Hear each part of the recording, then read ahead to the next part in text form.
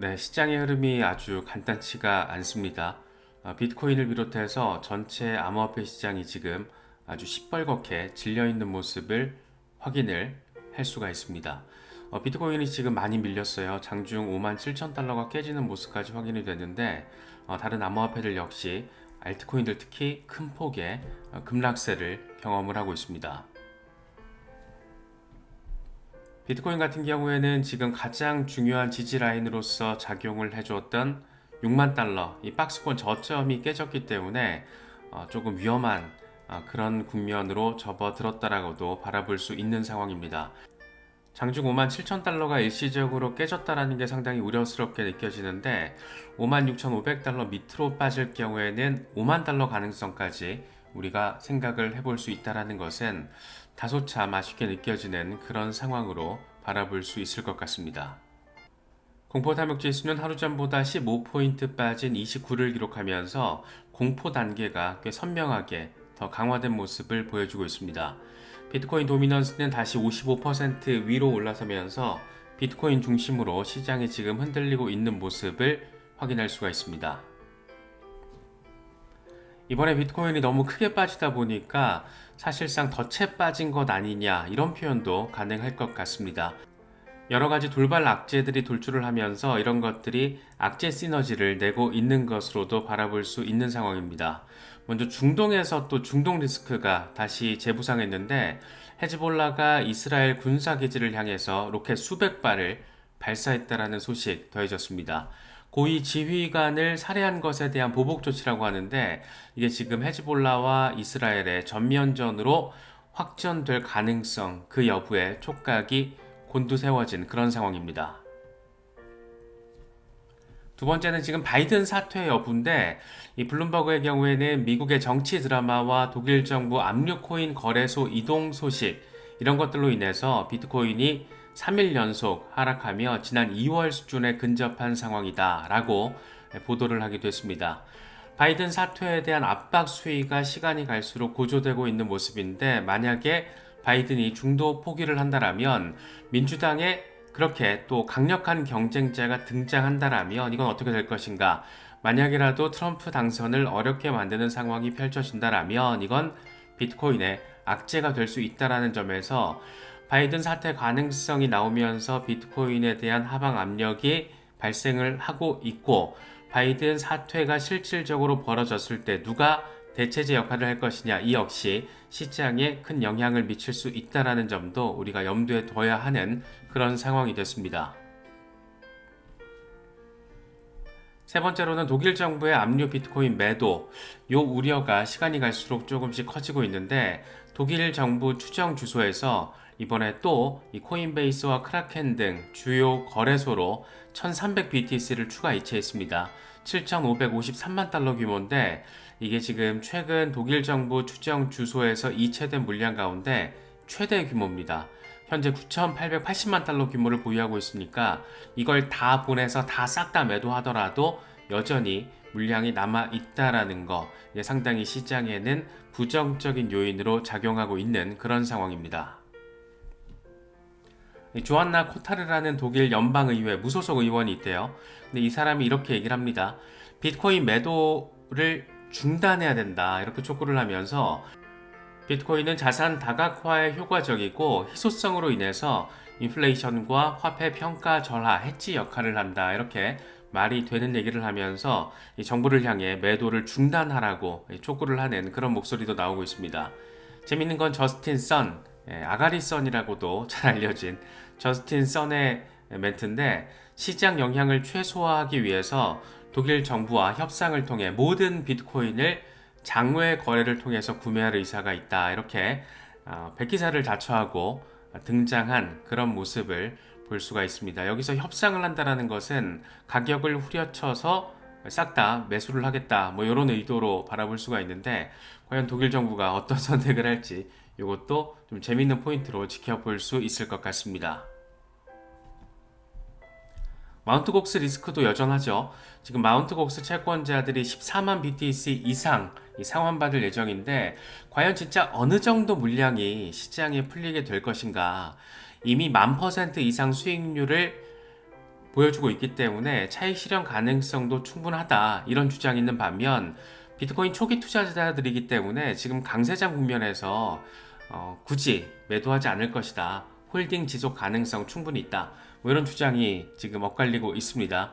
개미들한테 할당되는 게 뭐 6만 5천 개 정도밖에 되지 않고, 나머지들은 기관이 지금 매수를 할 수도 있다라는 점, 뭐 이런 것들도 소식이 전해지고 있어서 실제로 진짜 현재 상황에서 현실적으로 어떤 영향, 어느 정도 물량이 풀리면서 어떤 영향을 미칠지, 그게 가장 지금 궁금한 지점이 아닌가 싶습니다.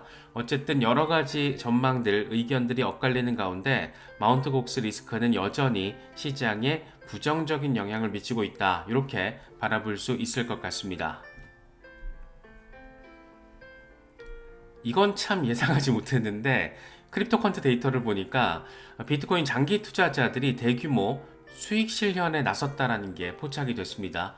매수가 대비 10배 이상 수익을 내고 이번에 매도를 했다라는 거예요. 5년에서 7년 이 장기 홀더들이 매도를 한 그런 상황. 이게 여차하면 이 시장 분위기 전반적인 분위기를 홀딩 스탠스에서 이 수익 실현으로 전환시켜버릴 가능성, 이런 지금 얘기들도 나오고 있어서 조금 우려스럽습니다. 5년에서 7년, 사실 이렇게 장기 보유를 한다는 게 보통 일은 아니고, 이게 저번 사이클부터 잡고 있었다라는 건데, 장기 투자자들이 10배 이상의 수익을 낸 거는 다행인데, 하필 이렇게 예민한 국면에 물량을 던지다 보니까 이게 조금 약세장의 국면이 조금 더 길어지게 되는 거 아닌가, 지금의 어떤 조정 자체가 좀 더 길어지게 되는 건 아닌가, 그런 우려점으로도 번지고 있는 그런 모습입니다.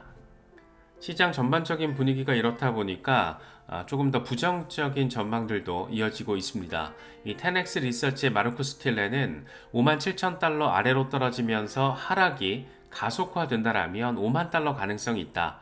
6월 초 데이터를 보면 암호화폐 시장은 과매수 시장이었고 언제든 조정받을 수 있다라는 예측이 가능했다. 이 채굴자와 현물 ETF 매수자가 지지선을 이탈하면서 가격 하락 가속화 가능성도 있다라고 이야기를 하고 있습니다.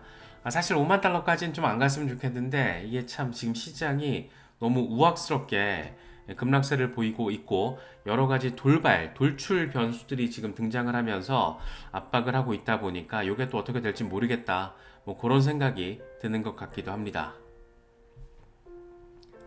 마이클 반데포페의 경우에는 비트코인이 CME 갭 지지를 받지 못하고 새로운 저점을 기록했다. 예상되는 다음 지지 구간은 이전 FOMC 회의 당시 나온 저점 56,500달러 부근이고, 강세장이 시작될 경우에는 6만 달러를 다시 넘어설 것으로 예상한다, 이렇게 얘기를 합니다. 사실 56,500달러가 엄청 중요한 지지라인인데 이게 지금 한번 터치를 했잖아요.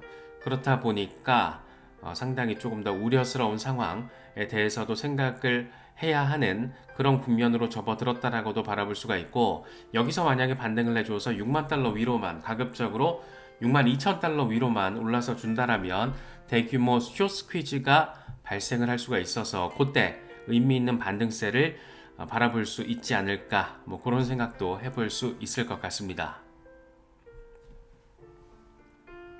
스탁머니 리잘드의 경우에는 이 현실적인 시나리오는 지금 구간에서 통합 그리고 단기 반등 뒤에 56,000달러 위로 유지가 되는지를 확인하는 것이다. 그렇지 않다라면 52,000달러 강력한 지지선으로 작용할 수 있다 라고 이야기를 하고 있습니다. 여기를 간다라는 건데, 이렇게 되면 올해 들어서 의미 있는 반등, 이 상승분을 죄다 반납하는 게 되잖아요. 좀 아쉬운 상황이 될 수 있는 그런 모습입니다. 부디 5만 달러 터치, 52,000달러 여기까지는 가지 않았으면 좋겠는데 한번 지켜봐야 할 그런 상황입니다. 맥스의 경우에도 비슷한 얘기를 합니다. 비트코인이 지금 박스권 저점 아래로 하락했기 때문에 이제 중요 지지라인은 5만 달러에서 5만 2천 달러가 될 것이다. 이때 엄청 급격하게 반등했었던 요걸 지금 반납할 수 있다라는 그런 얘기를 하고 있는 겁니다. 물론 긍정적인 전망들도 있습니다. 크립토 로버의 경우에는 3데이 차트를 통해서 거대한 불플래그 패턴을 지금 형성하고 있다. 다음 큰 상승 시작되기까지 얼마 남지 않았으니까 지금 시장을 떠나지 말아라, 이렇게 이야기를 하고 있습니다. 지금 수준에서 반등세가 나와줄 수 있다는 건데 부디 좀 이런 방향으로 움직여 줄 수 있으면 좋겠습니다. 렉트캐피탈의 차트인데 작년 초죠. 2023년부터 시장이 엄청난 반등을 해서 무려 73,000달러까지 갔다 왔는데 중간중간 급등 이후 조정 발생, 급등 이후 조정 발생, 급등 이후 조정 발생하더라도 조정폭이 20에서 22%, 23% 수준이었다라는 거예요. 그래서 이번 같은 경우에도 저번에 73,000달러 찍고 23% 수준 조정받고 다시 반등하나 싶었는데 21%대 지금 조정을 받고 있는 거거든요. 그래서 이번 사이클 전반을 통해서 봤을 때 에버리지 조정 어떤 수치는 지금 확인을 해줬기 때문에 여기서 반등이 가능할 거라는 그런 얘기를 뉘앙스적으로 던지고 있는 차트라고 해석할 수 있을 것 같습니다. 크립토 타이탄의 경우에는 비트코인이 지금 로컬 바닥을 형성을 하고 있다. 2023년과 동일한 가격 움직임을 보이고 있는 것으로 생각된다라고 이야기를 하고 있습니다. 카피슐레이션 나와주고 어리버리 치다가 급반등을 했으면 좋겠다라는 건데 이게 2023년 하반기에 그랬다라는 거죠. 이 9월에 카피슐레이션 나오고 어리버리 치는 것 같았는데 급반등이 계속해서 나와줬다라는 거. 물론 중간중간 조정이 있었죠. 이런 것들을 우리가 잘 견뎌야 되는데 이게 참 어렵습니다. 이것만 즐기고 싶잖아요, 우리는. 이것만 즐기고 싶고 이제 이거를 즐기고 싶은데 이런 것들을 감당을 해야 된다라는 거. 이게 참 어려운 시장이라는 것을 새삼 느낄 수 있는 것 같습니다. 증시에서 한 20% 빠지면은 정말 이제 뭐 세상 거의 종말 가는 거잖아요. 그런데 암호화폐 시장에서는 20-30% 급락이라는 게 이게 또 역사적으로 봤을 때는 되게 귀여운 수준으로 그나마 40-50%안 가는 게 어딘가 뭐 이런 생각을 또 비교해서 할 수 있는 그런 모습이라서 지금 구간이 사실 굉장히 어렵습니다. 이런 거 막 우악스럽게 한 대여섯 가지 악재가 막 동시다발적으로 덮치면서 시장을 누른다라는 게 이게 사실 굉장히 공포스러운 거거든요. 하지만 그래봤자 로컬탑 대비 20%대 하락에 불과하다. 이렇게 생각을 하면 이게 또 그냥 또 뭐 견딜만한 뭐 그런 것이기도 합니다. 그래서 이럴 때일수록 멘탈을 잘 부여잡아야 한다라는 거 이런 부분들도 다시 한번 생각해 보셔도 좋을 것 같습니다. 라크 데이비스 같은 경우에는 재밌는 얘기를 합니다. 비트코인은 15만 달러 갈 거고 이더리움은 15,000달러, 솔라나는 1,000달러가 될 거야. 비트코인 ETF는 이미 865만 BTC를 보유하고 있고 이더리움 ETF 이제 거래 시작 직전이야. 솔라나 ETF는 연내 승인 가능성이 높고 개인 투자자들이 들어오고 강세장이 절정에 달할 때 그럴 때를 한번 생각해봐. 정부, 자산관리자, 연기금 등이 매일 수십억 달러 규모의 ETF를 매수할 때 누구도 충분히 강세장에 접근하지 못할 것이다. 이런 거를 지금 만약에 탈탈 털리고 나면 이런 정말 엄청난 절정의 시기에 강세장에 제대로 접근하지 못할 거란 얘기를 이렇게 하고 있는 거죠. 그래서 지금 우리는 모아가면서 강세장을 대비할 때지 약간 흔들린다고 던지고 욕하면서 시장을 떠날 때는 아니다라는 얘기를 하고 있다라는 거. 개인적으로는 이런 부분에 좀 동의를 하고 멘탈을 좀 잡으려고 노력을 하고 있는데 이런 부분들 참 의미 있습니다. 물론 비트코인이 15만 달러가 될지 이더리움이 15,000달러가 되게 크게 느껴지는데 일단 뭐 이번 강세장을 통해서 10,000달러 시대를 열 수 있을 것인가가 하나의 관전 포인트이기 때문에 조금 긴 호흡으로 지금의 시장을 바라보시는 것도 괜찮은 대응 전략 가운데 하나가 아닐까 생각되기도 합니다. 분석가 센세이 같은 경우에는 지금 비트코인을 판다고 상상을 해봐라 72,000달러 불가피한데 라고 이야기를 하고 있습니다. 과거처럼 급락이 나오고 한 번 더 나오고 이러더라도 결국에는 시장은 앞을 향한다라는 거고 그런데 그 앞을 향하는 기울기, 이 가속도가 엄청 났었다. 역사는 반복될까? 역사가 반복되지 않더라도 리듬은 갖추고 있다라는 게 지금까지 비트코인 역사에서 펼쳐졌던 거잖아요. 그래서 그런 어떤 상황을 이번에도 바라보게 될 건데 7만 달러 갈 건데 뭐 이런 얘기 지금 하고 있는 거죠. 이번에 지금 어제 하루에 비트코인이 9% 빠졌는데 이게 지금 20일 만에 단일 하루 급락폭으로는 가장 컸다라는 거예요. 작년 3월에 10.3% 빠졌었고 4월인가요? 그리고 작년 8월쯤에 9% 빠졌을 때 이때 말고는 지금 처음이라는 거예요. 그래서 지금 시장이 놀라긴 많이 놀랐습니다. 그건 맞아요. 하루 지금 드랍 폭을 보면은 시장이 놀란 건 맞는데 결국엔 그래도 이렇게 하더라도 올려왔잖아요. 방향이라는 거, 시장이 뒤로 후진하는 것 같더라도 결과적으로는 앞으로 나아가더라. 저점을 높여가면서 새로운 고점을 만들어내면서 그렇게 우상향을 해왔다더라. 이런 부분들 참고하시면 좋겠습니다. 이건 역사적으로 7월 4일에 비트코인이 얼마였는지를 비트코인 매거진이 정리한 건데 2013년 80달러, 와 쉽죠? 1년 뒤에 630달러, 그게 1년 뒤에는 2015년에는 260달러로 떨어졌다가 683달러로 다시 급등을 합니다. 2014년 가격이 된 거죠. 그리고 나서 폭등을 해요. 1년 뒤에 2600달러, 다시 6500달러, 2019년 11,000달러, 2020년 9,000달러로 다시 하락하지만 1년 뒤에는 무려 35,000달러, 1년 뒤에 다시 19,000달러로 하락했다가 다시 한번 30,000달러, 그리고 나서 지금 올해 58,000달러, 전고점 73,000달러. 이런 거 보면 진짜 비트코인 투자는 정말 어렵다라는 걸 우리가 느낄 수 있는 것 같습니다. 암호화폐 시장에 들어왔다라고 했을 때는 기본적으로 어느 정도 준비가 됐기 때문에 들어오셨을 거라고 생각이 되거든요. 이게 막무가내로 내가 사면 오르겠지 이런 마인드로 들어오면 벼락거지 되기 되게 쉬운 시장입니다. 물론 벼락거지가 됐다 하더라도 미실현 된 그런 손실이라면 시간이 해결해 준다라는 것은 지금까지 비트코인 역사가 이야기를 해주고 있습니다. 지금 비교적 최근에 특히 이제 비트코인 원화 기준으로 1억 돌파했을 때 그때 급등을 한번 타보겠다라고 들어오신 분들은 지금 아마 손실 규모가 꽤 크시거나 이미 패닉셀을 하신 경우도 계실 텐데 사실 비트코인 시장은 한 가지 장점은 지금까지 역사를 통해서 보여진 한 가지 장점은 시간이 해결해주는 측면이 굉장히 많았다라는 겁니다. 그래서 지금 손실폭을 보이고 있더라도 이 역시 역사가 반복된다라는 가정 아래 시간이 해결해줄 가능성이 상당히 높다.